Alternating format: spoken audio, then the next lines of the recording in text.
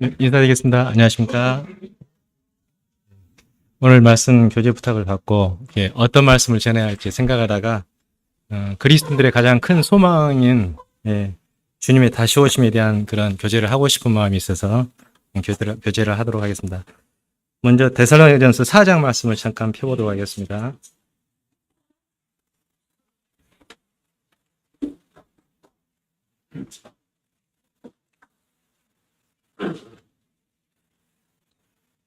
사장 16절로 18절을 형제님, 자매님, 그리고 다 함께 16절 형제님, 17절 자매님, 18절 다 함께 한번 서로 교독해 보도록 하겠습니다. 먼저 16절부터 시작.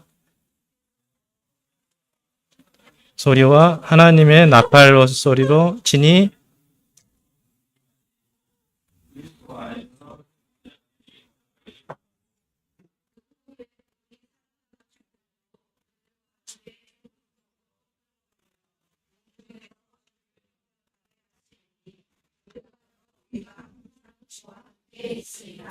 그러므로 이러한 말로 서로 위로하라. 그 초대교회 성도님들께서는 주님의 다시 오심에 대해서 강하게 소망을 가지시고 서로 고린도전서 16장 22절에 나오는 그 유명한 말이죠. 마란 아타, 이렇게 아람어라고 하더라고요. 마란 아타란 말이 주여 오시옵소서라는 그런 말을 서로 인사말로 나눴다고 이렇게 알고 있습니다.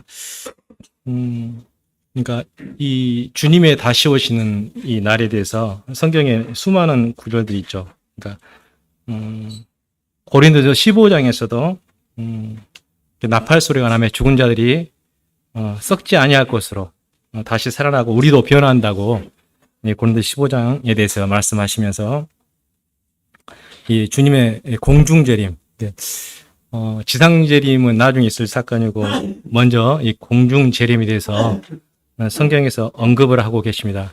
우리가 요새 이제 그 공부하고 있는 이렇게 구분한다 그 책에 보면은 주님의 공중재림 그리고 어린 양의 이제 상급 혼인잔치 상급 심판이 나와 있지 않습니까? 그래서 주님의 공중재림 그리고 그 다음에 있게 되는 상급 그리스도의 심판 때죠. 즉 우리 주님을 믿고 주님의 교회에 지친 성도들에게 축복이 임하는 날이 지칭해서 이제 그리스도의 날이라고. 이게 우리 주님께서 교회를 영접하러 오시는 영광스러운 날을 그리스도의 날이라고 이제 축복의 날로 이렇게 성경에 기록이 되어 있습니다. 계시록 3장 말씀 잠깐 보도록 하겠습니다. 요한계시록 3장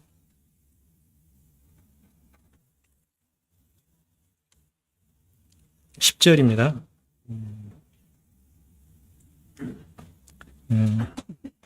제가 한번 읽도록 하겠습니다. 네가 나의 인내의 말씀을 지켰은즉 내가 또한 너를 지켜 시험의 때를 면하게 하리니 이는 장차 온 세상 임하여 땅에 거하는 자들을 시험할 때라. 주님께서 빌라델피아 교회에 말씀해 주셨는데 시험의 때를 면하게 해 주신다고 이제 말씀해 주셨죠.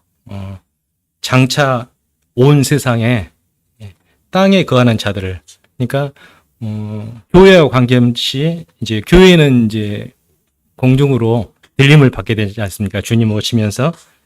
근데 땅에 거하는 자, 즉 믿지 않은 이제 불신자들이죠. 들을 이제 시험할 때, 이 시험의 때가 바로 7년 동안 이루어지게는 이제 사건들이 지구상에서 펼쳐지고, 우리는 이 시대 때, 이 시기에 공중으로 이제 올라가서 주님이 우리를 영접하시고, 그리고 우리는 이제 다들 이제 주님의 심판대 앞에 서게 됩니다. 이 그리스도의 심판대죠. 고린도전서 이제 5장 10절 보면은 이렇게 각각 선악간에 잘했던 못했던 그 몸으로 행한 것을 따라 주님의 심판대 앞에서 이제 그에 대응하는 합당한 대가를 주님 앞에 치르게 되는 것이 이제 성경에 기록이 되어 있습니다. 세번역 성경에 잠깐 고린도후서 5장 10절을 잠깐 읽어보도록 하겠습니다. 우리는 모두 그리스도의 심판대 앞에 나타나야 합니다. 그리하여 각 사람은 선한 일이든지 악한 일이든지 몸으로 행한 모든 일에 따라 마땅한 보응을 받아야 합니다. 여기서 말하는 보응은 바로 상급을 말합니다. 이게 올림픽 경기 같은 거 보면은 시상식 있지 않습니까? 잘하는 사람들이 금메달, 은메달, 동메달 타듯이 시상대가 일어나는데 이 세상에 어떻게 보면 썩어질 영광이죠. 길지 않은 혹시 물론 영광스럽죠. 금메달 메달리스트라든지 월드컵에서 컵을 따 얼마나 이렇게 좋습니까? 그런데 이제 주님께서 주시는 이 상은 썩지 아니한 영원한 그런 상이라고 생각이 이제 성경에 기록되어 있습니다. 또한 이렇게 우리가 범한 죄악에 대해서 고백하는 자리입니다. 참 이 세상 살면서 구원받은 이후에 본인이 그러니까 이걸 생각하면은 어떤 분들은 또 저도 마찬가지인데 참 주님의 자리에 갔을 때 부끄러워서 어떻게 그 자리를 다 고백할 수 있을까라는 생각을 드는데 그때 심판대 앞에 서게 될 그런 어떤 생각의 차원은 지금 우리가 갖고 있는 그런 생각의 차원이 아니라 좀 다른 거죠. 한마디로 공력의 심판 때 우리들이 주님 앞에 이제 불러서 공력을 심판을 받게 될 터인데 우리가 주님 앞에 행했던 것이 우리가 상이라고 여겼던 그런 것들이 주 앞에 불러서 심판을 받게 될 때 어떤 공력은 해라고 성경에는 해라고 표현되어 있는데 우리 이제 구원받은 변화된 성도들이 뭐 해를 받는다 그런 뜻이 아니라 이 로스 손실이죠. 마땅히 받아야 할 상급을 받지 못하고 잃어버리게 되는 그런 이제 것이 바로 이제 해라고 성경에 표시되어 있고 영어 성경은 로스로 손실로 표시되어 있더라고요. 즉 마땅히 받을 수 있는 상을 받지 못하는 이제 그런 거죠. 세상 살면서 수많은 손실들을 겪게 되지 않습니까? 어떤 본이든 아니든 간에 어떤 뭔 일을 잘못해서 물질적으로 또는 환경적으로 또 여러 손해들이 있지 않습니까? 그런 손실을 받게 될 때 좋지 않죠. 자기가 뭐 이렇게 벌을 받고 그런 건 아니지만은 어떤 결정을 잘못했다거나 어떤 일을 잘못 치렀을 때 이 세상에서도 가장 손쉽게 느껴지는 것이 이제 익성님한테 누가 사업을 하자고 투자하자고 해서 좋다고 해서 투자를 했으면 한 억대를 투자했어요. 익성님께서. 근데 돈이 날아가 버렸어요. 그러면은 그게 얼마나 마음이 아플까요? 손실이죠, 손실. 바로 그리스도의 심판 때가 이런 손실을 받게 되는 겁니다. 내가 주님 앞에 누릴 수 있는 영광을 누리지 못하게 되는. 그래서 이제 이 손실이 얼마나 뼈 아프겠죠. 근데 이러한 사고방식은 아니겠죠. 그렇지만은 7년이란 심판 때 기간 동안에 이제 지금까지 주님을 섬겼던 모든 사람들이 개개인적으로 교회적인 심판이 아니라 개개인적으로 주님 앞에서 상급의 심판을 받게 되는 사건이 바로 이 그리스도의 심판 때입니다. 선한 일이든 악한 일이든 우리는 상급만 생각하는데 우리가 저질렀던 악한 일도 우리가 그리스도 앞에서 직접 구하게 되는 그런 일이 앞으로 이제 벌어지게 됩니다. 이걸 생각할 때 생각 없이 살 수는 없겠다는 생각이 되어지더라고요. 이런 사실을 망각하고 살 때 참 주님 앞에 생각 없이 살 수도 있지 않습니까? 함부로 살고. 그렇지만 이런 사실이 우리 앞에 엄연히 펼쳐 있다는 생각을 하게 될 때 정말 다시 한번 지금부터라도 삶을 주님 앞에 잘 살아야 되지 않겠냐라는 생각이 다시 한번 들게 되더라고요. 상급의 어떤 대상은 주님께서 주신 지상명령이죠. 마태복음 28장 주님께서 승천하시기 전에 너희는 천하 모든 족속을 지자로 삼아라 이렇게 아버지와 아들과 성령의 이름으로 세례를 베풀라 하시고 이게 최대의 지상 사역이지 않습니까? 그리고 이 사역에 따라 얼마나 충성스럽게 주님의 일을 감당하였는지 주님의 사역은 개개인이 이루는 게 아니고 이 교회가 주님의 사역을 이루거든요. 교회의 사역에서 가장 중요한 사역이 바로 이 전도 사역이죠.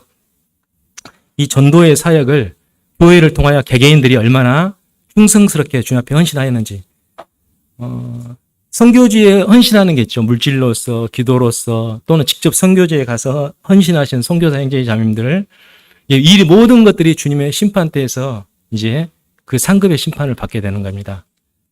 직접 가지 못하더라도 물질로서 헌신하신 분들 또 기도로서 헌신하신 분들 이런 부분이 얼마나 우리가 교회를 통해서 각각 개개인들이 잘 수행했는지에 대해서 이렇게 주님의 심판이 있게 됩니다. 상급의 심판. 그리고 또한 이게 로마서 말씀처럼 로마서 6장에 보면은 그 어떤 죄에 대한 문제가 또 이제 언급이 되어 있습니다. 우리가 육신이 있기 때문에 이 세상에 살면서 육신의 지배를 받을 수밖에 없습니다. 그래서 육신의 지배를 받지 않기 위해서 우리가 경건의 시간을 갖고 육체를 쳐서 복종시키고 노력하는데 참 잘 안 되지 않습니까? 잘 안 되기 때문에 주님의 상급이 있는 것입니다. 잘 되면 상급이 없겠죠? 이 잘 안 되는 자신의 육체를 쳐서 주 앞에 복종시키고 말씀에 순종하는 이런 것들, 어떤 율법적인 행위나 자신의 의지라기보다는 그때 로마서 요새 주일날 강의하지 않습니까? 어떻게 경건한 삶을 살 수 있는지에 대해서 내가 해보고 해도 안 되지 않습니까? 그렇지만은 실질적으로 주님의 성령님의 의지를 했을 때 어떻게 그 삶이 이루어지는지 이론적으로 로마서 공부를 통해서 우리가 알고 있잖아요. 이런 주님에게 경계하는 자가 법대로 경계를 하라고 했거든요. 이러한 우리가 주일날 교회 질서라든지 개개인 간의 삶의 관계, 그리고 주님을 향한 어떤 마음, 어떤 일을 할 때 결과만 중요한 게 아니라 주님께서는 내 마음의 동기, 그리고 일이 진행되는 과정, 그리고 그 일로 말미암은 결과, 이 모든 것을 주님께서 보시고 심판하십니다. 그래서 우리의 삶 가운데 육신에 있는 것이 어떻게 보면은 힘든 걸 수도 있지만은 주님께서 우리에게 상을 줄 수 있는 그런 바로 환경이 된다는 것입니다. 육신을 쳐 복종시키는 자, 그리고 주님의 성령을 얼마나 주님께 헌신하고 충성하고 또 죄를 짓지 않는 삶을, 물론 죄를 지을 수 있어요. 죄를 지을 때 그때마다 자백하고 돌이키고, 이런 삶을 얼마나 주님 앞에 정말 개개인적으로 충성스럽게 살았냐에 따라서 이러한 또 상이 주어지게 됩니다. 그리고 또 얼마나 이 혀를 잘 다스렸는지, 야고보서 3장 보면은 그 혀에 대해서 말씀하고 있지 않습니까? 예. 에베소서 5장 4절 보면은 더러운 말과 어리석은 말과 누추한 말을 이렇게 하지 말라고. 세번역 성경에는 더러운 말과 어리석은 말과 상스러운 농담을 하지 말라. 그리고 이제 잠언에도 그런 말씀 있지 않습니까? 횃불을 던지며 화살을 쏘아서 죽이는 미친 사람, 남을 희롱하고 이렇게 남을 희롱하는 사람에 대해서 이렇게 뭐라고 말씀하시냐면은 희롱이라고, 농담이라고. 그렇지만 그 이웃은 그의 말미암아 어떤 상처라든지 어떤 또는 마음을 다치게 되는, 요새 그 유튜브 같은 거 보면은 말도 안 되는 주장들을 많이 하지 않습니까? 이렇게 출애굽에 보면 주님께서 허망한 낭설을 이렇게 전파하지 말아야겠는데 심지어 댓글을 통해서 사람들이 자살까지 하기도 하고. 근데 성도들의 삶 가운데 이 혀로 말미암은 이 삶의 결과는 주님의 그리스도의 심판대 앞에서 이렇게 드러나게 됩니다. 우리가 가끔 저도 그런 경험이 있거든요. 좀 농담이라고 했지만은 내 속에서 성령님이 근심하는 걸 느껴요. 분위기를 살려보려고 희롱하는 말과 유머는 엄연히 다르거든요. 근데 어떤 분위기를 좋게 한답시고 했던 그 말이 오히려 분위기를 싸하게 만들고, 왜? 내 마음의 성령님과 상대방의 성령님의 교통하심이 있지 않습니까? 오히려 성령님의 근심하는 일을 초래하게 되는. 그러니까 참 그렇지만은 내 자신도 그렇지만 서로 판단하지는 마시기. 왜냐면은 서로 연약하고 약하고, 그럴 땐 서로를 위해서 기도해주고 내 자신도 변화를 받고, 혀도 마찬가지고. 그러니까 우리의 삶의 전 영역에 거쳐서 주님의 경건에 이르는 연습이 있지 않습니까? 경건에 이르는 연습은 이 세뿐만 아니라 내 생, 다음 생에도 약속 있는 축복의 말씀입니다. 그래서 경건의 시간을 갖는 이유가, 경건의 시간을 통해서 우리가 조금이나마 주님의 어떤 충만함으로 채워졌을 때, 말씀으로 채워졌을 때 최소한 내 육신의 영향을 벗어날 수 있는 그런 기회라도, 또 시간이라도 좀 길어져요. 그렇지만 경건의 시간 자체를 갖지 않는다는 것은 내 육신의 마음대로 살기를 작정했다는 겁니다. 다들 경험하시겠지만은 이게 육신의 지배는 정말 강력하지 않습니까? 말씀 없이는 우리가 도저히 어떻게 육신을 제어할 수 없다, 그런 생각이 들더라고요. 왜? 육신은 이미 주님께서 십자가에 못 박히신 우리 죄악은 이미 같이 심판을 받고 이미 어떻게 보면 끝난 거예요. 그렇지만 영향을 받거든요. 여전한 영향을 받기 때문에 그런 영향을 받지 않은 최선의 방법은 바로 주님의 말씀으로 내 자신을 경계하고 지키는, 그것이 가장 최선의 방법이라고 이렇게 되어 있습니다. 그래서 이런 모든 영역에 대해서 주님의 그리스도의 상급 심판대 앞에서 우리 상급으로 요새 학생들 말한 거 보면 저도 깜짝깜짝 놀라거든요. 말이 굉장히 상스러워요. 예. 얘들끼리 그 말한 거 보면 그리고 교회 학생들은 그렇지 않다고 믿습니다. 모르겠죠. 학생들 친구들 사이에 어떤 말을 나누는지 모르는데 이런 모든 것들이 만약 구원받은 그리스도인이라면 주님 심판대 앞에서 드러나게 돼요. 그래서 주님께서 말씀하셨죠. 그 상대방의 상황과 마음을 헤아려 가지고 분별력과 사랑을 가지고 경우에 합당할 말을 하는 것이 바로 아로삭인 은쟁반의 금구슬이 같다. 이렇게 주님 말씀을 잠언에서 말씀해 주셨는데 이러한 고결한 언어 생활을 하게 될 때 주님 앞에 칭찬이 있게 되고 또한 상급이 있을 것이라고 되어집니다. 고린도전서 9장에 보면 바울이 고백하고 있습니다. 너희도 상을 받도록 이와 같이 다른지라. 그리고 이기기를 다투는 자마다 모든 일에 절제한다. 그리고 자신이 또 자신의 몸을 쳐서 복종케 한다. 그리고 디모데후서 2장에서는 이 법대로 경주하라 했지 않습니까? 우리의 믿음의 싸움은 향방 없는 것이 아니라 성경의 서신서 또는 그 다음에 개개인적으로 주어진 어떤 계시록이라 여러 말씀들을 통해서 우리가 마땅히 어떻게 살고 어떻게 살아가야 할지 어떤 삶을 우리가 추구해 나갈지 성경에 명백하게 또 주일마다 이렇게 들려지고 있습니다. 이런 말씀을 따라서 우리가 순종하고 살아가는 게 바로 법대로 경주하는 거거든요. 교회 질서 가운데 교회 질서가 있지 않습니까? 그래서 이런 교회 질서에 교회를 허무는 자가 아니라 교회 질서에 순응하고 그 다음에 교회를 세우는데 조력하신 그런 모든 삶들에 대해서 하나님의 심판이 있게 됩니다. 상급으로. 어떤 벌을 주고 그런 심판이 아니라 상급으로 심판이 있게 됩니다. 그래서 모든 전 영역에 대해서 우리가 삶을 어떻게 살아야 할지. 저 뒤에 광고판 보면은 뭐 훈련하면서 최소의 법칙이 있더라고요. 최소 여러 가지 우리가 삶을 살아가는데 뭐 동역도 있고 뭐 어떤 성도 간의 삶의 관계도 있고 하나님과의 관계도 있고 근데 어떤 하나가 미진하면 거기 보면 나무 해가지고 깨져갖고 골로 줄줄 세고 있는 그런 식으로 표시를 해놨던데 그거 보고 참 생각이 깊어졌어요. 어떤 건 탁월하고 어떤 건 못한다. 그럼 탁월한 게 아니라 못하는 거거든요. 그래서 전 삶의 영역에 거쳐서 정말 균형 있고 안정적으로 주님을 섬겨야겠다라는 생각을 하게 되었습니다. 그리고 이제 성경에 여러 다양한 면류관들이 있어요. 승리자의 면류관, 의의 면류관, 생명의 면류관, 영광의 면류관 여러 가지 있는데 우리가 주님을 사모하잖아요. 주님을 사모하는 자에게는 의의 면류관. 그리고 이제 그 시험을 견디는 자에게 생명의 면류관. 또 죽도록 충성한 자에게 생명의 면류관. 세상에서 수많은 고난들을 우리 형제 자매님께서 당하실 겁니다. 왜? 주님께서 일부러 허락하시거든요. 수많은 고난들을. 평탄하진 않을 거라고 생각이 됩니다. 우리가 말도 항상 이렇게 웃고 있는 우리 하영자매도 말 못할 고난이 있을 거예요. 자, 주님께서 그 환경에 맞게끔 고난을 주셔요. 이렇게 구원받았다면은. 그런데 이런 고난을, 이렇게 시련을, 불평하지 않고, 또 남 탓하지 않고, 하나님 원망치 아니하고, 정말 주님을 생각하고 묵묵히 이길 때 주님께서 약속하신 면류관은 생명의 면류관이에요. 근데 생명의 면류관이 구체적으로 어떤 작용을 하고 그 영광이 어떤 일은 저는 솔직히 모르겠어요. 단순히 생명이니까 무슨, 누가 그전에 이제 했던 말로는 뭐 생명을 뭐 창조할 수 있는 능력을 주시고 막, 근데 모르겠어요. 그 사람 이제 생각이기 때문에. 근데 그냥 상은 아닐 거라고 생각이 됩니다. 하나님께서 이 광대한 우주를 창조하신 하나님께서 어떤 상을 주실지는 주님께서 각기 줄 상이 있어. 각 사람에게 줄 상이 있어. 이렇게 약속을 하시는데 각 사람에게 그런 생각이 들더라고요.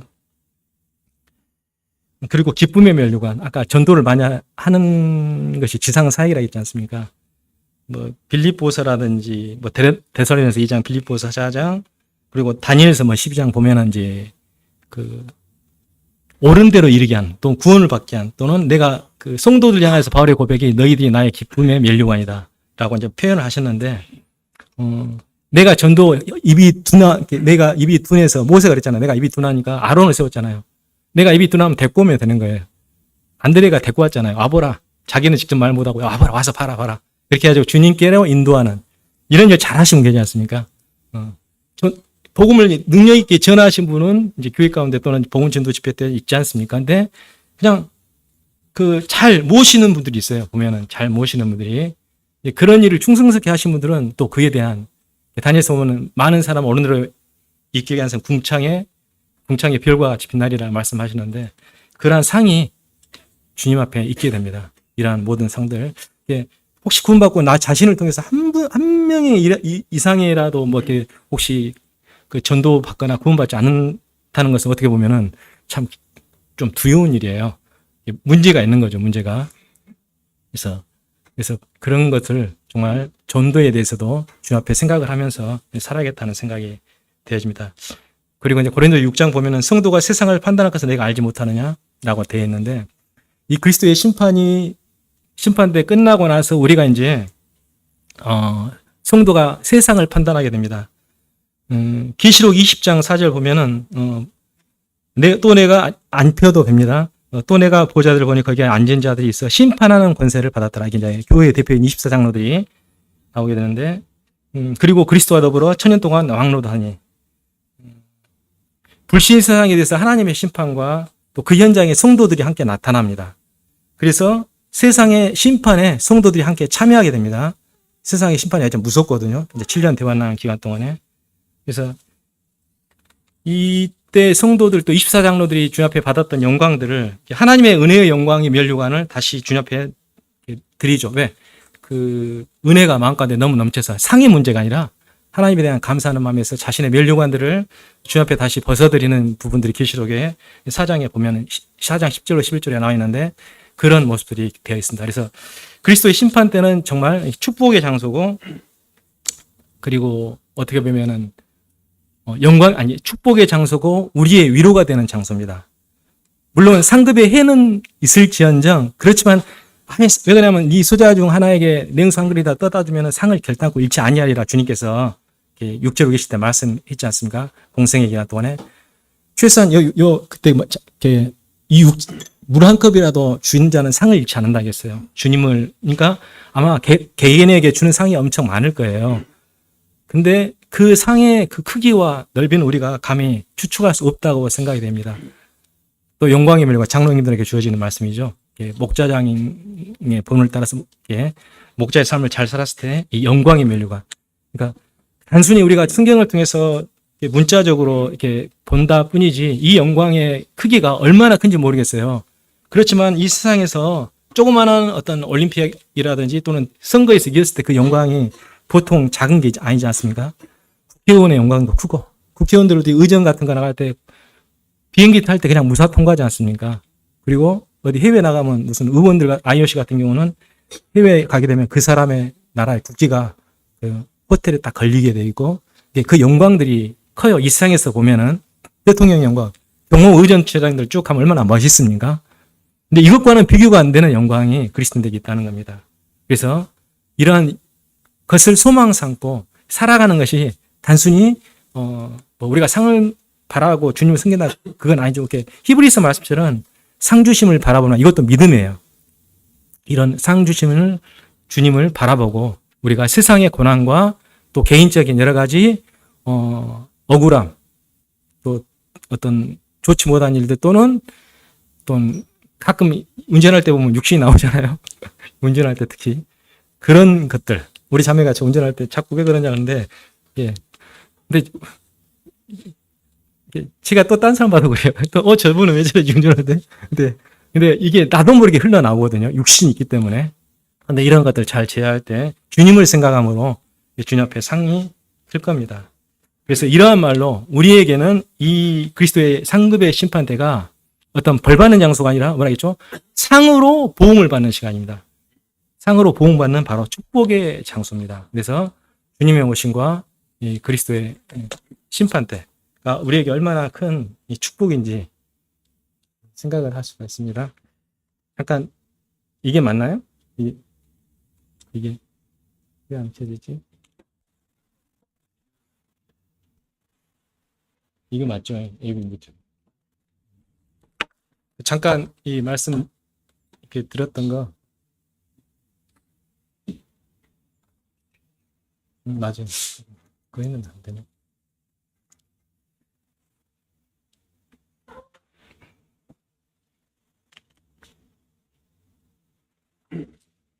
꺼졌어. 꺼진 것 같아. 다시 켜었다가 연결.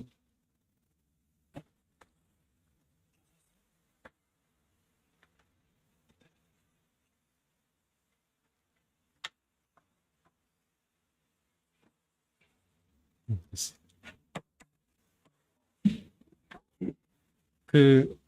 우리가 이제 이렇게 구분된다 보면 7가지 심판이 남아있다 하지 않습니까? 근데 여기에는 이제 4가지로 제가 다시 분류를 했어요.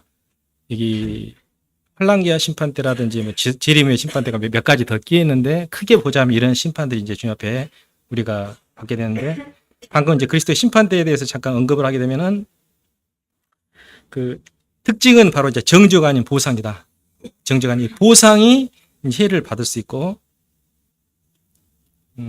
공력 심판은 여기 보시면은 이제 그 성령의 열매 있지 않습니까? 이런 열매를 가지고 주님 앞에 이제 헌신했을 때 일한 것이 바로 주님 앞에 이제 상으로서 받게 된다라고 이제 성경에 기록이 되어 있습니다.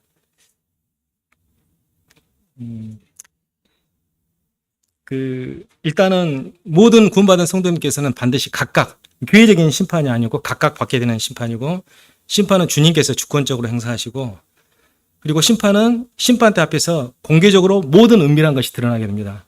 선하든지 악하든지. 그리고 선악간의 잘잘못이 가려지고 성도들의 상과 언행심사 간에 그 몸으로 행한 것을 따라 받게 되는 행실적인 심판입니다. 그리고 상급 심판은 행한 대로 갚아하신다 말씀처럼 이제 보상적인 심판이 되게 됩니다. 그러면 우리가 이제 7년에 이런 상급을 받게 되고 그 기간 동안에 이제 우리 성도들의 운명과 상반되는 운명이 있습니다. 믿지 않는 사람들이 받게 되는 이 지상에서 7년간의 심판이 있게 되는데 이제 주님을 거절한 세상에서는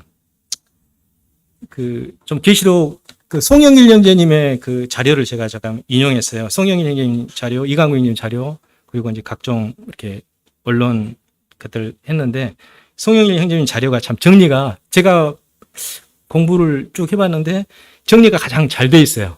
이해하기가 편하고 그래서 그 자료를 잠깐 썼습니다. 이 표가 이 송영일 형께서 만드신 거거든요. 그래서 1장, 2장, 3장은 이제 주님의 휴고 전까지 있게 되는 사건이 1장, 2장, 3장이고 4장부터 이 19장까지가 이게 이제 7년의 기간 동안 벌어지길 사건들이 이 계시록에 기록이 되었습니다. 물론 다니엘서, 에스겔서, 스가랴서에도 이런 일들이 단편적으로 기록되어 있을 때 전체적인 내용은 계시록이 정확히 이제 기록이 되어 있기 때문에 계시록을 이렇게 인용하게 되었습니다. 여기서 이제 보시면은 파란색이 있고 보라색이 있거든요. 계시록을 보게 되면은 이 파란색은 시간적인 흐름으로 쭉 가게 되고 이 보라색 이 부분들은 이런 시간적인 순서와 관계없이 특정 사건을 어떤 부각시키기 위해서 삽입시키는 삽입장들입니다. 그래서 우리가 영화 같은 거나 드라마를 볼 때 쭉 흐름대로 가다가 갑자기 한 장면이 과거를 회상한다거나 또는 어떤 암시하는 장면들이 나오듯이 이런 장면이 이렇게 표시되어 있습니다. 그래서 우리가 살고 있는 이제 2장과 3장의 시대죠. 2장과 3장이 계시록 잠깐 말씀 보도록 하겠습니다. 계시록 2장부터 보면은 외울 때 에서보드 사빌라라고 외우라고 나오더라고요. 그래서 저도 그렇게 외웠거든요. 에베소 교회는 어떤 첫사랑을 잃어버렸다. 그 다음에 서머나 교회는 그 다음에 이제 어떤 칭찬을 받죠. 그때 죽도록 충성하며 생명의 멸류관을 주고 버가모 교회는 이제 발람의 교훈과 니골라당의 교훈에 대해서 말씀하고 계시거든요. 에베소에서 니골라당의 좀 행위를 미워한다고 나왔는데 그게 어떤 이제 교훈으로 장착이 돼버린 것이 바로 버가모 교회입니다. 발람의 교훈은 이스라엘로 말미암아 행음하겠다는 도덕적인 타락을 가져와갖고 결국 하나님께서 이스라엘 백성을 징계할 수밖에 없게끔 하는 사건이 이제 나와야죠. 출애굽 과정 가운데 근데 이제 니골라당의 이제 행위가 왜 무서운 거냐면, 니골라당의 이제 행위는, 니골라당이 그 당시에 이제 어떤 의식이냐면 이제 두 가지로 표현되어 있는데, 다들 공부하셔서 아시겠지만은 교회 가운데 어떤 영적인 계급을 만들어 버린 겁니다. 어떤 평신도와 뭐 목자 또는 뭐 신부 또는 뭐 주교, 심지어 교황까지 만들게 되는데, 이러한 계급적인, 그리고 그 영과 육은 서로 구분되어서 육체적으로 짓는 죄는 영적으로 영향을 미치지 않는 영지주의죠. 그래서 이제 여기 영향을 받는, 현재 볼 때, 제가 볼 때 이제 구원파가 왜 이단이냐면은, 복음은 이론적으로 맞아요. 그렇게 해서 복음을 듣고 구원을 받을 수도 있겠죠. 그런데 그들이 이렇게 구원받은 그리스도들의 어떤 정상적인 반응, 그렇다고 내가 죄에 거하겠느냐? 그럴 수 없느니라, 이렇게 반응이 나와요. 죄에 대하여 죽은 우리가 어찌 그 가운데 다시 살리요라는, 이게 정상적인 반응인데, 이분들은 어떤 교리적으로 만들었냐면은, 이 육신이 있기 때문에 육신대로 살 수밖에 없고 죄 짓는 건 당연한 거다. 어떻게 보면, 그리고 내가 영적으로 살려고 막 하는 것이 어떻게 보면은 그 위선적인 것다고까지 표현하게 됩니다. 그래서 이분들은 정말 극단으로 가버린 거거든요. 현대에 대해서 이제 그런 것들에서 교회 가운데 계급의식이라든지 어떤 도덕적인 타락을 갖게 되는 이런 것들을 주님께서 계시록 2장에서 이제 경계하고 계십니다. 그런 것들이 주께서 2장, 3장에 보면은 이제 그런 우리에게 주어진 게, 아시아 일곱 교회에 주어진 말씀은 물론 시대적인 어떤 그런 흐름도 있겠지만은, 한 교회의 시금석이라 하죠. 한 교회 상태를 판단할 때 바로 2장, 3장을 가지고 교회의 문제를, 우리 교회가 어떤 상태인지 판단할 수 있게 되고, 이제 계시록 4장부터 이제 19장까지가 앞으로 이제 이게 지구상에서 벌어질 사건이 되게 됩니다.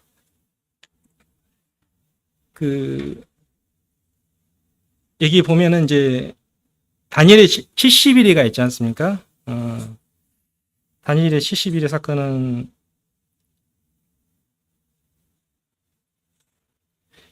구약의 성도들은 이제 그리스도의 초림, 주님께서 이 지구상에만 왔지 않습니까? 과거에 33년간의 생애를 사시고 돌아가시는데, 이게 구약의 성도들에게는 보여요. 그리고 그리스도의 재림도 보여요.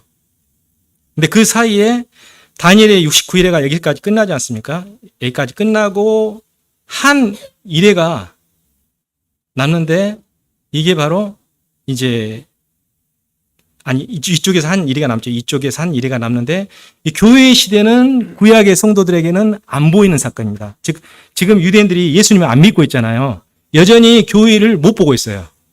여전히 못 보고 있고, 그리고 우리는 휴거가 있죠. 앞으로 주님의 공중전을 믿게 되고, 그 다음에 7년 대환란 기간 동안 우리는 이제 주님의 어린 양의 그리스도의 상급의 심판을 받게 되는 기간이 우리에게는 해당이 없는 기간이고, 우리는 그리스도께서 지상에 강림하실 때, 지상재림하실 때 우리는 같이 내려오게 돼요. 주님과 공중에서 같이 있다가 같이 내려오게 되는데, 그래서 구약에는 교회 시대가 안 보이는 비밀이고, 신약은 우리 7년 대환란이 관계가 없는 그런 시기라 해서, 이라는 것을 이제 보면은 영어로 예언의 봉우리라고 이제 학자들이 이렇게 표현을 하시더라고요.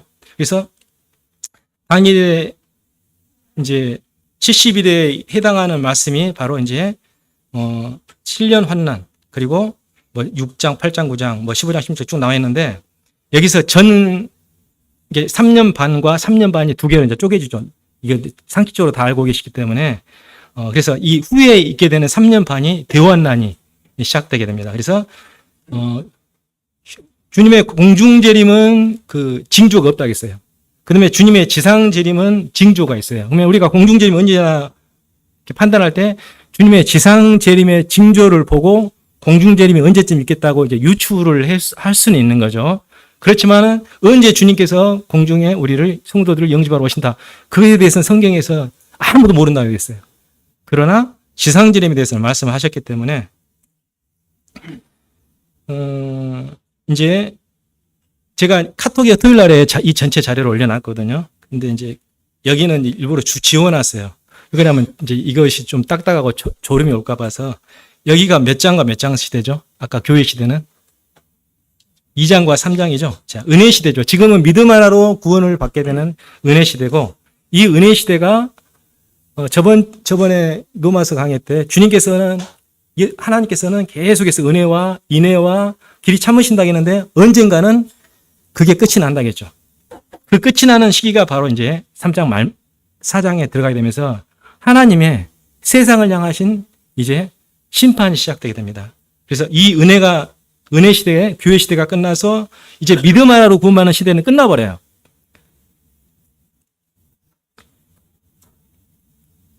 그래서 여기서 이제 7년 대호 환란의 기준님 보면은 이 적그리스도가 나타나서 이제 아랍과 이스라엘의 평화 조약을 형성하게 된다는 건 다들 아시고 있죠.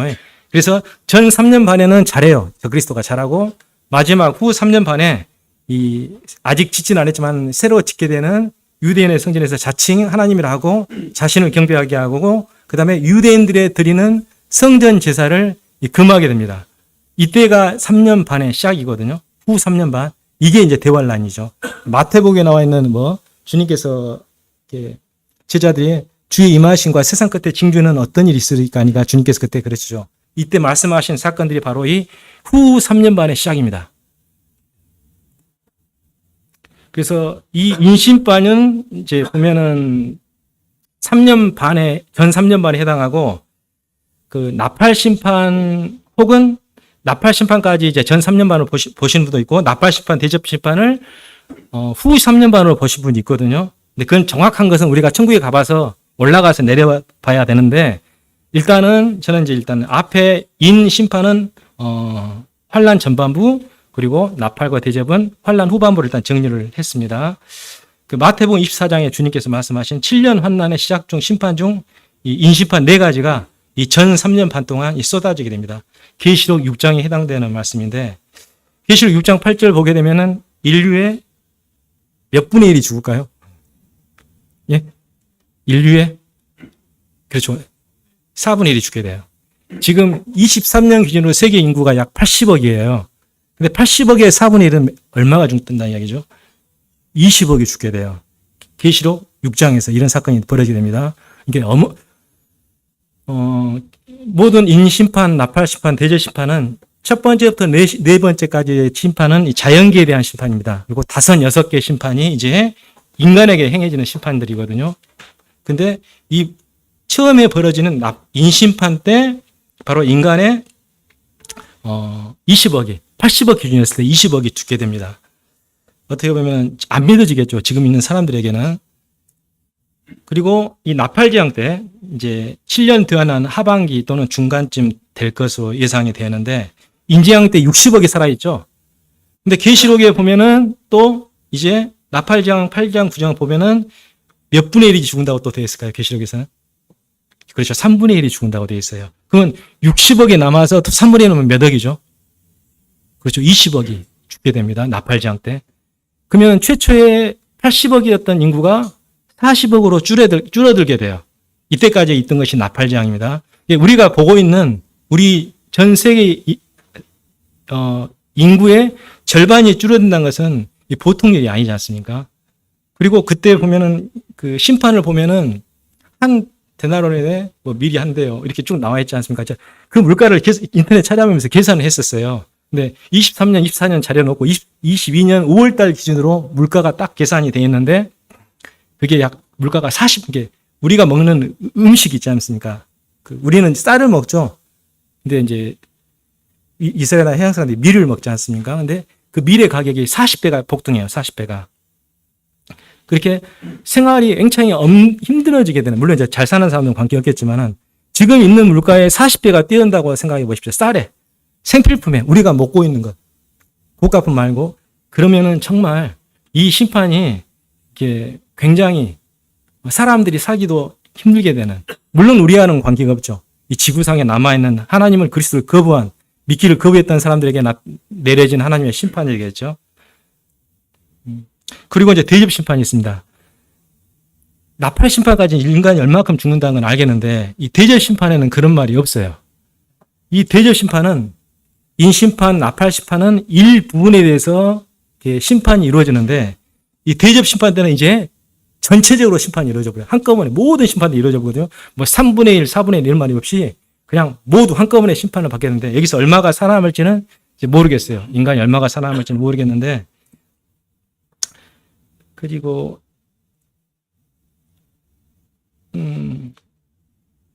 그리고 나팔 심판과 대접장이 되면서 이제 아마겟돈 전쟁이 이게 드러나게 됩니다. 그 아마겟돈 전쟁이 계시록 9장, 16장, 19장 이렇게 되어 있어요. 이 9장, 16장, 그다음에 19장에 아마겟돈 전쟁이 이제 표시가 되어 있는데 그 아마겟돈 전쟁 이전에 이제 어떤 사건이 있냐면은 그 에스겔서 38장, 39장에 있게 되는 곡과 마곡의 전쟁이 있어요. 그러니까 곡과 마곡의 전쟁은 이제 이스라엘을 중심으로 이렇게 북쪽과 남쪽이 북쪽으로 따지면 곡과 메섹과 두바란 고가 이제 북방이죠. 이스라엘 북방이죠. 지금은 다시는 러시아 쪽이라고 이제 그 생각이 되어지거든요.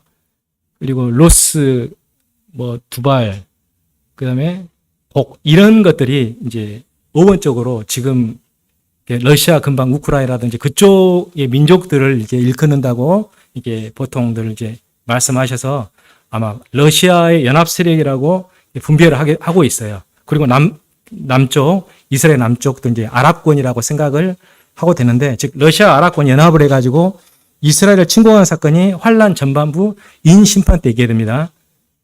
계시록 6장에 해당하는 부분이거든요. 그때 그 북방과 남방의 세력이 이스라엘을 침공하고 나서 그들이 멸절을 당해버려요. 그런 사건이 이제 인심판 때 있고, 이 대접 심판 때는 이제 좀 다른 사건이에요.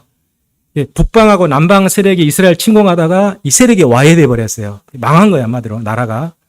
그러니까 이제 남은 세 개의 패권을 누가 차지하느냐 가지고 동방과 서방이 다시 격돌하게 됩니다. 그게 이제 아마겟돈 전쟁의 시초거든요. 그래서 동방에서 약 2억의 군대가 이스라엘 향해서 쳐들어가게 됩니다. 서방에서는 적그리스도의 군대가 이제 유럽 연합체라든지 유럽을 아마 위시해서 동유럽이 들어갈지 모르겠는데, 그리고 아마 일부 아랍권 세력도 생각이 되어지고, 그 로마의 후예 세력이죠. 로마가 두 가지로 분류되지 않습니까? 동로마, 서로마. 우리가 알고 있는 지금 로마 세력은 서로마예요. 근데 동로마의 후예들이 비잔틴 제국이라 가지고 지금의 이슬람권을 많이 형성하고 있거든요. 그래서 아마 연합된 로마의 후예 세력들과 동방의 세력이 이제 격돌해서 전쟁이 일어납니다. 이게 인류 최후의 전쟁은 아마겟돈 전쟁이거든요. 이게 7년 환난 후반부에 일어나게 되는 사건입니다.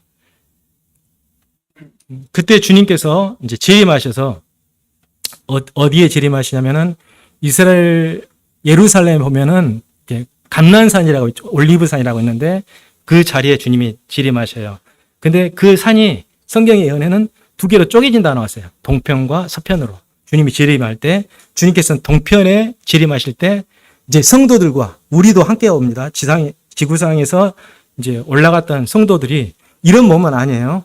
그때는 뭐 하늘의 천사와 같은 그런 몸으로 변하게 되고 이런 몸은 아니게 되죠. 그래서 변화된 몸을 가지고 이 지구상에 주님과 함께 내려오게 됩니다. 그리고 주님께서 이 단번에 세상을 정리해 버리십니다. 즉 동방과 서방의 세력이 다시 합쳐져 가지고 주님을 대적하게 돼요. 그때 주님께서 이들을 다 심판하시고 이제 천년왕국에 들어가야 되는데 그 사건이 이제 이 지상재림 사건입니다. 여기 보시면은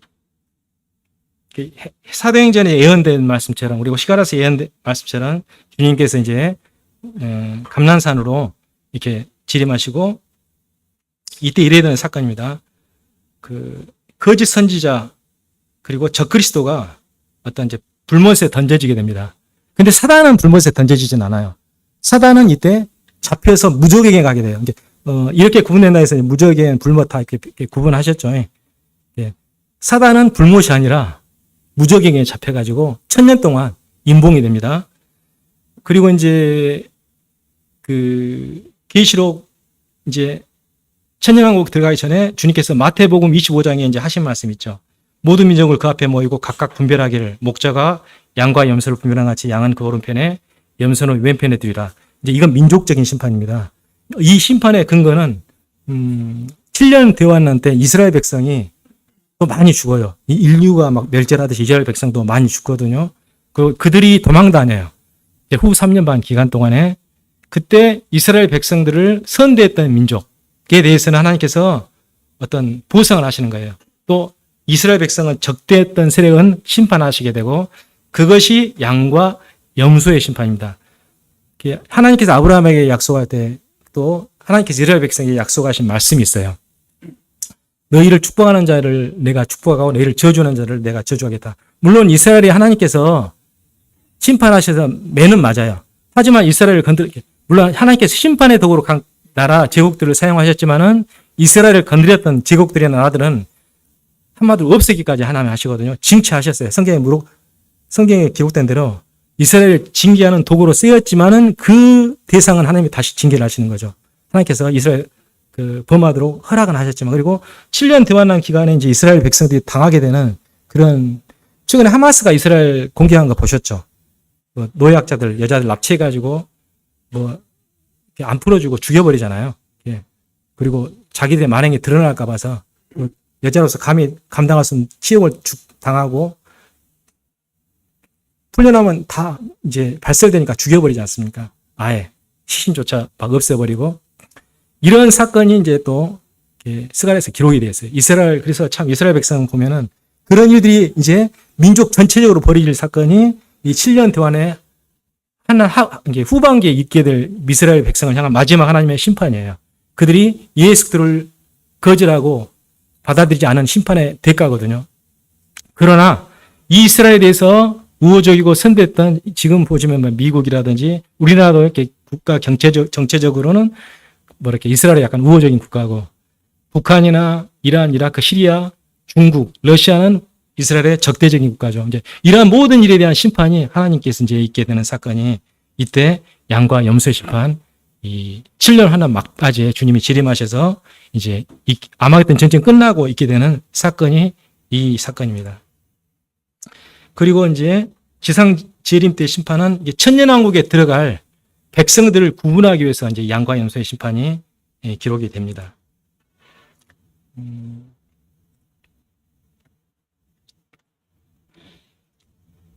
아까 짐승과 거짓선의 불못에 던지고 사단은 천년 동안 이제 무저갱에 던져지고 나서 이제 주님께서 성전 정화 작업을 합니다.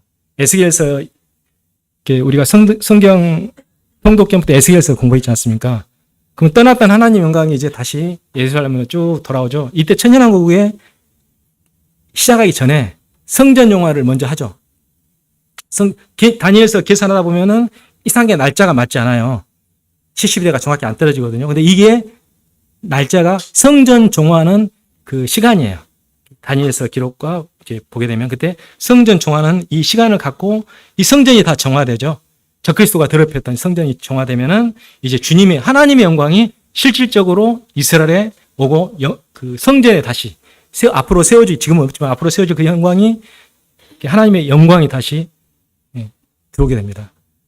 그래서 이제 천년왕국이 시작되는 겁니다.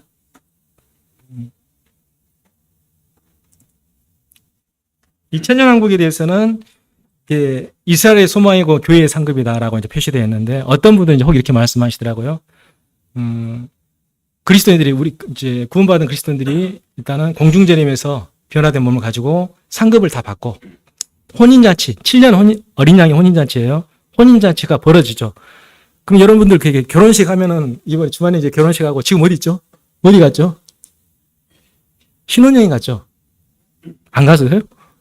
갔겠죠? 예. 저는 이제 어제 결혼식이었는데 우리는 신혼여행을 어디로 가냐면 이 지상으로 오게 됩니다. 1000년 동안. 이 1000년 동안 그리스도인들이 천년왕국에 참여해야 되는데 그냥 참여한 게 아니고 통치에 직접 참여하는 그 강요가 되는 거죠. 주님께서 이 지상을 1000년 동안 다스리게 돼요. 실질적으로. 이때 이제 어떻게 되냐면은 만물이 회복이 돼야죠. 지금 우리가 오면은 일본 히로시마이라 이름 까먹어보네. 일본 원전 터져버린데 이름 까먹었는데 지금 바다도 오염되고 대기도 오염되고 특히 이제 대기 중에 발암물질 수치가 옛날과 달라요. 물도 마찬가지고. 그래서 정수기가 아니면은 참 지하수에서 파보면 막 뭐 별 중금속이 다 있고, 그래서 우리가 아무리 건강하게 살고 싶어도 이게 환경적으로 건강하게 살수면 이게 환경이 되어버렸어요. 그리고 암에 안 걸린 것이 이상할 정도로 발암물질에 노출되어 있고, 하다못해 전자레인지도 굉장히 안 좋은 영향을 끼친다지 않습니까? 전자파 나올 동안에 세포의 변형을 일으킨다잖아요. 그리고 전자레인지로 쪄먹는 음식도 이렇게 좋지 않다고 하더라고요. 저도 가능하면 전자레인지 피하고 싶은데, 그는 생활의 편리성 때문에 우리 환경 자체가 오염되고 빨리 죽게 되는 그런 몸을 가질 수밖에 없게끔 되어져요. 또 일하시면서 우리 형제님들 별걸 다 마셔가면서 일하잖아요. 뭐 몸에 좋지 않지, 폐에도 좋지 않을 것이고, 그렇게 되었던 이런 환경들이, 지구 환경이 성전 작업과 더불어 지구가 소생이 되는 사건이 있고, 지구적인 자연계의 회복이 이루어질 거라고 생각이 돼요. 왜 그러냐면은 천연왕국 때 인간의 수명이 기하급수적으로 늘어나게 되거든요. 우리가 지금 잘 살아봤자 뭐 70, 80, 100세인데, 과거 창세기에 보면 인간의 수명이 엄청 길어요. 뭐 거의 수백 살. 우리가 지금 이 사고방식 갖고는 이해할 수 없는 그때는 자연 환경인데, 이 자연계의 질서가 이 천년왕국 때 회복이 되어지고, 그리고 생태계도 회복이 되고, 보면은 이제 이사야서 말씀인데, 이해가 됩니까? 염소하고 표범이, 어린 양이, 표범이 같이 염소와 댕기고, 독사골에 손을 넣어도 안 물고, 뭐 그런 시기가 이 천년왕국 시기예요. 이때가. 그래서 살아남은, 그 당시에 양과 염소의 심판을 끝내고 살아남아있는 유대인들과, 그리고 그 유대인들을 통해서 구원받은 이 지구상의 사람들, 좀 어느 정도 살아남을지 모르겠어요. 그때는 예수님을 믿기 위해서 어떤 대가를 치러야 되냐면은 7년 동안의 기간은 자기의 생명을 내줘야 되거든요. 죽든지 아니면 짐승의 표를 받든지 거부하든지 둘 중에 하나예요. 지금은 믿음 하나로 가지만 그날은 행위로서 자기 믿음을 증거하는 시대이기 때문에 이때 살아남은 사람들이 천년왕국에 진입하게 되죠. 그리고 이들은 변화된 육체가 아니라 우리가 똑같은 지금 있는 그 육체로 천년왕국에 진입하기 때문에 계속해서 애들을 낳을 거예요. 또 1000년 동안 낳고 이제 아버지 나이가 뭐 500세, 600세, 700세 이렇게 될 수가 있잖아요. 왜냐하면 성경에 기록에 하면은 100세가 못 되어 죽은 자는 저주를 받은 사람이었어요. 성경에 그 천년왕국 기간 동안에 사람의 수명이 엄청 늘어날 것을 말씀하고 계시는데, 이런 내용들의 말씀이 이제 성경에 쭉 기록이 되어 있고, 그리고 이제 마지막에 천년왕국 막바지에 사단이 다시 무저갱에서 풀려나요. 그리고 풀려난 이 사단이 이 1000년 동안 살아있던 수없이 또 인류가 번성을 하게 되겠죠. 이들을 또 미혹하게 돼서 곡과 마곡의 전쟁이 또 일어나요. 이게 이제 2차 곡과 마곡의 전쟁이라는데, 이때 인간의 마지막 번역이 이제 일어나게 됩니다. 주님께서 에스겔서에서 나왔던 하나님의 셰키나 영광에 되돌아온 그 성전에서 경배를 받는데, 그 예루살렘에는 그 성전으로 다시 사단과의 그 믿지 않은 이제 그 불신자들이 공격을 가하게 될 때, 이때 주님께서 그냥 단순하게 이들을 다 멸해버리십니다. 여기 보시면은 에스겔서 38장 39장 사건과 이게 계시록 6장 사건이거든요. 이건 계시록 20장 사건이고, 차이점이 있습니다.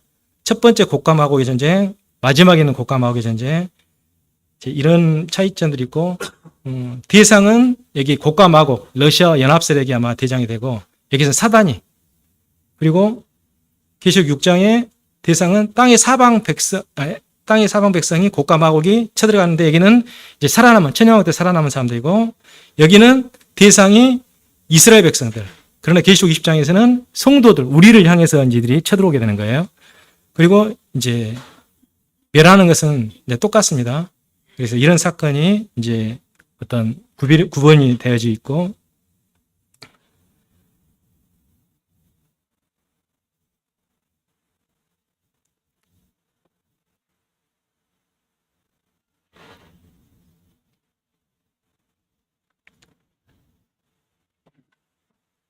이제 잠깐 보면 아까 그 보라색 표현으로 되어 있는 이 부분이 이 삽입절이라고 했지 않습니까?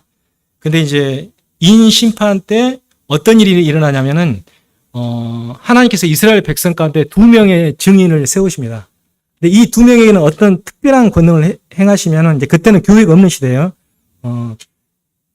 지금 이 지구상에는 불법의 활동을 제어하는 세력이 있어요.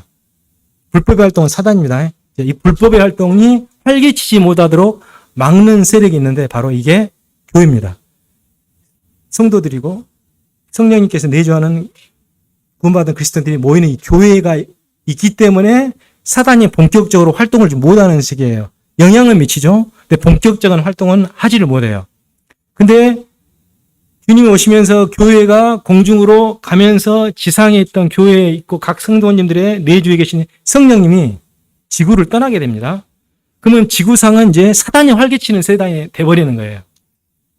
도덕적으로 더 타락할 것이고 지금 말도 안 되는 사건들이 있는데 더 불의하게 될 것이고 한마디로 집주인이 떠난 그 집에 그냥 어떤 개판을 치는 겁니다. 사단이 와가지고 난장판을 치는 거예요. 이 난장판을 치는 시기가 바로 7년 대환란인데 이때 하나님께서 이스라엘 백성 가운데 2명을 일으켜서 어떤 큰 권능을 주셔요.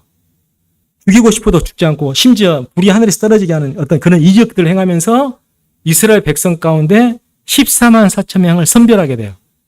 각 지파별로 12,000명씩 12지파에서 14만 4천 명이 이제 이 두 증인에서 이 구원을 받게 돼요. 아, 우리 천조들이 배척했던 예수 그리스도가 실질적으로 바로 오시기로 했던 그 메시아였고 이분을 믿음으로 말미암아 우리가 구원을 받게 되는구나. 그래서 유대인들이 회개하는 사건이 이때 일어나게 됩니다. 환란 전반부에 전 3년 반 동안 그때 일어난 사건들이 14만 4천 명이 하는 일은 뭐냐? 전 세계에 뿔뿔이 흩어집니다. 그리고 이제 복음을 전하게 돼요. 교회가 사라진 때 이 선교회의 지상사역을 교회가 감당이 아니라 바로 유대인들이 감당을 하게 되고 이때 허다한 무리들이 구원을 받게 됩니다. 이방인들이. 이때 어떻게 구원받게 되죠? 666표를 받지 않거나 666표는 사단의 그 어떤 영향력이기 때문에 동양은 어떻게 될지 제가 정확히 모르겠어요. 전 세계적으로 영향을 끼칠지 동양은 좀 그 상황이 약간 다를지는 동쪽은 상향이 다를지는 모르겠는데 그건 성경에 기록이 되지 않기 때문에 그냥 약간 차이는 있을 수도 있고 아마 전 세계에 영향을 끼칠 수도 있고 그건 저는 모르겠어요. 올라가 봐서 내려봐야지 알겠어요. 그래서 아까 말씀하신 여기가 보면은 이 함몬고기론 이쪽으로 이제 에스겔서에서 말씀하셨던 그 군대들이 다 죽고 여기서 시신을 처리하게 되는 사건이 함몬고기입니다. 그리고 이제 아까 말씀드렸죠. 7년 대환의 중간 시점에 유대인들에게 성전에서 이제 그리스도가 예물을 금지하게 되고 그러기 위해서는 유대 성전이 지금 없는 건 이제 세워지겠죠. 이걸 보고 이제 1성전, 2성전, 솔로몬 성전 1성전이라고 이제 그 다음에 헤롯 성전 2성전이라고 지금은 3성전이 없는데 수룹바벨 성전 2성전이라 하죠.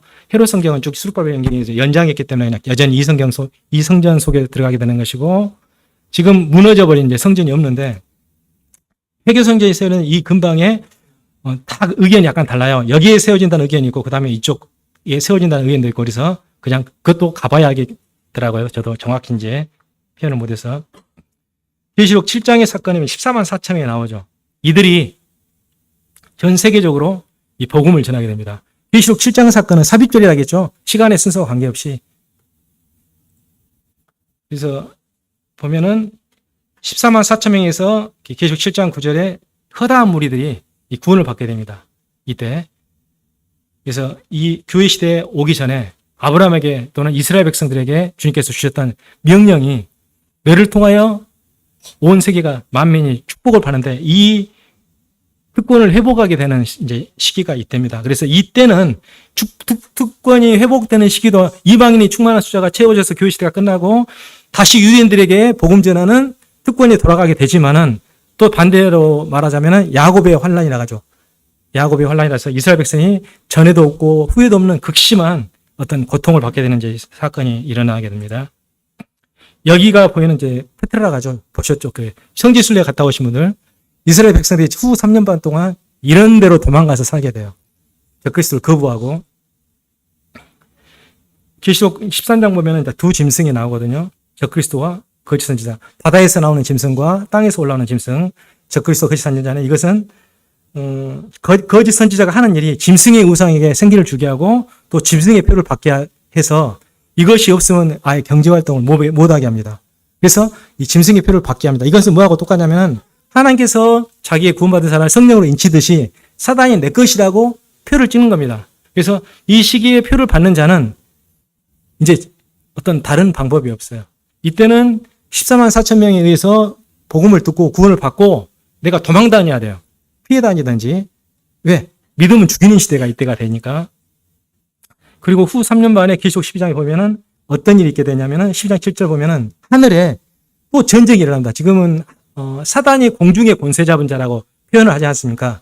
공중의 권세 잡아가지고 우리의 사상, TV, 미디어, 정치, 경제, 사회, 문화 전반적으로 사단이 공중에서 우리에게 영향을 끼치고 우리가 사단의 문화에 예속되도록 계속 영향을 끼치는데 이 일을 사단이 하고 있는데 지금 하나님께서 이제 미가엘 천사장을 통해서 이 사단을 공중에서 내어 쫓습니다. 이게 계시록 12장 7절 사건인데 그러면은 사단이 이제 공중에서 전쟁을 하다가 패해서 지구상으로 내려오게 됩니다. 근데 성경의 계시록에 보면 이제 큰 화라고 표현되어 있어요. 왜? 전쟁에서 져가지고 쫓겨 내려오는 사단이 분풀이 대상으로 후 3년 반 때 이 지구상에 있는 사람들에게 이제 분풀이를 하게 된 겁니다. 극심한 이제 핍박과 악을 행하게 되는 사건이 이제 나와 있는데, 아까 보면 이제 아마겟돈 전쟁에 대해 잠깐 설명했는데, 약간 설명했으니까,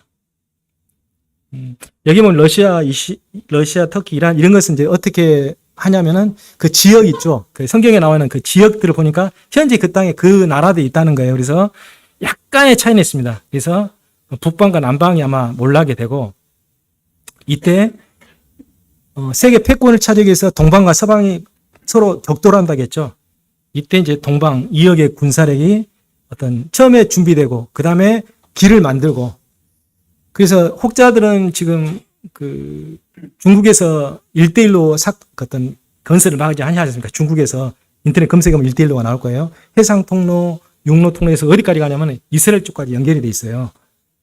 그 길들을 만들고 있어요, 지금.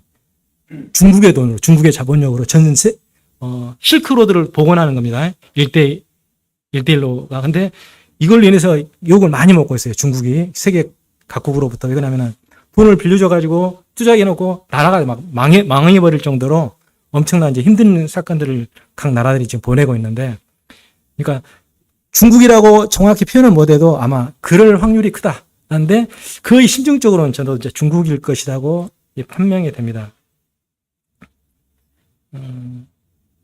그리고 이제 그 사건 이후에 아마겟돈 전쟁 때 주님께서 세상을 멸하시고 이제 그 천년왕국이 끝나게 되고 백보자 심판이 있게 되죠. 백보자 심판 아시죠? 믿지 않는 자들이 다시 부활하게 돼서 심판받게 되고 그 다음에 계시록 20장은 이제 천년왕국이 끝나고 영원한 사건, 영원한 시대로 이제 진입하게 되는 시기가 바로 이제 계시록 20장, 21장, 22장입니다. 그래서 여기 보면 21장, 22장 사이에 보면 영원한 세계가 펼쳐지고 우리가 보고 있는 이 지구 있죠. 이제 불타 살라지게 됩니다. 없어지고 새 하늘과 새 땅에 내려오고 새 예루살렘에 내려오는데 새 예루살렘은 문자적인 그대로 성취가 되는 건데 이 정방형, 그 큐브 돌리면 그 정육각형, 몇각형이죠? 사각형, 오각, 육각형 맞죠? 예. 정육각형에, 네, 이게 보면은 12,000 스타디움에게 잘 모르겠는데 2,304km라 하더라고요. 근데 계산을 해보니까 약간의 그 미세한 차이 있는데 530만 평방킬로미터라 하는데 지구의 반지름이 6,370km거든요. 근데 한반도에 새 예루살렘 성이 내려오게 되는데 한반도에 25배라 하더라고요. 한반도에 25배. 현재 지상의 예루살렘에 약 42,000배. 우리 서울 있죠. 우리 서울에 약 8,744개의 거대한 구조물이 하늘에서 새 예루살렘으로 내려오게 됩니다. 여기는 뭐냐면 우리 성도들이 살 것이에요. 어마어마한 크기의 새 예루살렘이 오게 되는데 그 새 예루살렘에 주님께서 이제 약속하신 말씀이 있죠. 새 예루살렘에 대해서 그 요한복음 말씀 잠깐 보도록 하겠습니다. 요한복음 14장 보겠습니다.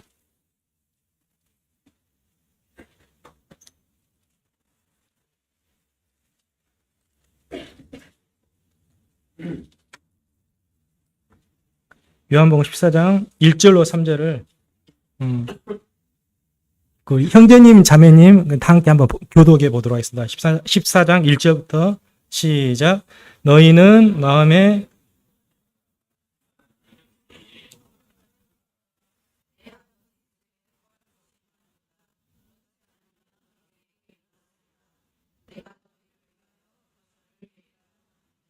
가서 너희를 위하여 거처를 예비하면 내가 다시 와서 너희를 영접하여 나 있는 곳에 너희도 있게 하리라. 물론 이제 공중재림 때 이 거처도 될 수 있고 새 예루살렘이 또 이렇게 이제 완전한 이렇게 거처가 될 수 있겠죠. 주님께서 이 말씀을 우리에게 약속으로 주셨어요. 상급과 새 예루살렘 약속으로 주셨고, 그래서 데살로니가전서 4장을 다시 한번 보도록 하겠습니다.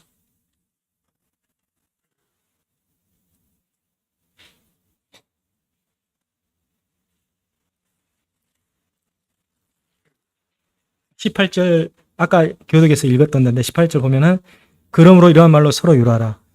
세상의 결국과 앞으로 되어질 일의 결국, 그리고 우리에게 주어진 그리스도의 소망의 결국이 무엇인지 보이지 않습니까?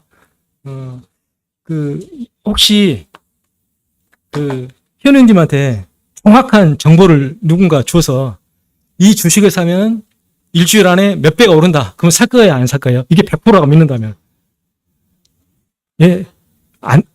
100%라면 회사의 내부 거래를 통해서 이거 확실히 알았어요. 무조건 사겠죠. 우리는 성경이라는 정확한 정보에서 앞으로 어떻게 될 거라고 알고 있죠. 근데 이 주님의 말씀 따라서 상급을 받고자 하는 그 삶을 살지 않으면은 그처럼 미련한 것이 없죠. 그래서 주님께서 계시록 말씀을 우리에게 주시는데 계시록 말씀 잠깐 살펴보도록 하겠습니다. 계시록 22장입니다.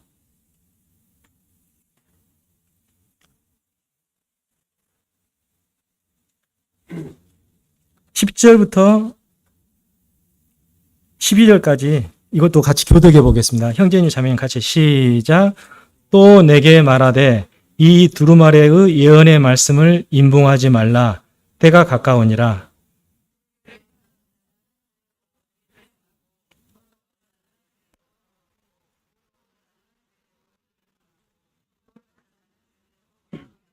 보라, 내가 속히 오리니 네가 줄 상이 내게 있어 각 사람에게 그가 행한 대로 갚아주리라.